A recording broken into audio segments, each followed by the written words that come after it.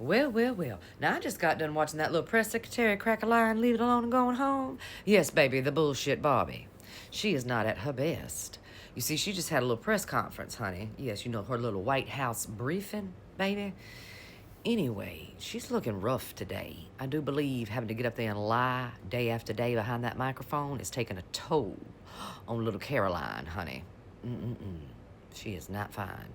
It looked like some of her hair might have fell out. But either way, as she was up there today, blowing a bunch of bullshit your way, she had something to say as far as that proof that we have that Mr. Garcia is part of that gang, honey, that makes him a gang member. Because they have to yet prove us in any kind of way that he was part of that gang. They have absolutely zero proof to the things they're saying. They keep saying that he was involved in child trafficking. They have no proof of that. They're just going by the things that that particular group of individuals who is in that gang has been found guilty of, which just so happen to be a whole lot of the same things that another organization of people who are unmelanated have been found guilty of too. But apparently, if you were unmelanated, well, Daddy will pardon you. Either way, honey, back to what I was trying to say. We keep asking, what proof do you have that he was even part of that gang? And well, one individual within that little corrupt regime said it was because he was wearing a Chicago Bulls hat. Imagine that. I know a couple of white kids that got Chicago Bull hats, but apparently now they're MS-13 or 16 or what the fuck ever.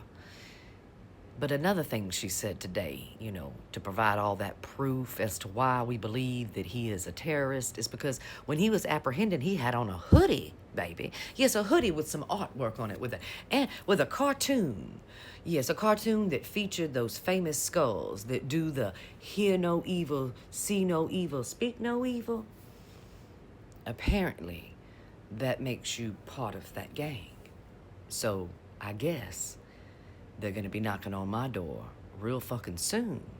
Because let me show you what's been on my mantle for as long as I can remember.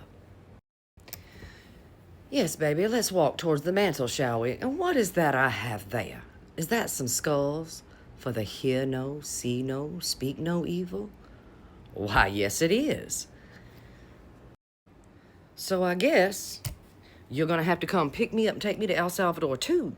And by the way, just in case you were wondering just how much that plane ride cost per head that is put upon that plane and flown down there to El Salvador, through private contracts, it's around, I don't know, $10,000 a person. And that's just to scoop them up and put them down there, honey. That's not even including all the other private contracts or the contract that apparently where we are paying El Salvador and CICOT daily for all of those that are being detained down there. I find it very funny that, well, actually, I don't find it very funny at all that Mr. Van Harland went down there to lay his eyes upon Mr. Garcia, where he was denied hearing him on the phone or seeing him with his very own eyes. And the vice president of El Salvador informed Mr. Holland that the Trump administration is paying them down there in El Salvador to hold this man. So if mine and your monies are paying to hold this man, then we should be allowed, baby, to see him with our own eyes. That's all I'm saying. But either way, I guess they're gonna come scoop my ass up and put me on a plane. And that is one hell of a fucking plane flight, $10,000 a head. I mean, you would think we were putting them in a capsule and shooting them into the, I don't know, atmosphere for 11 minutes, dear.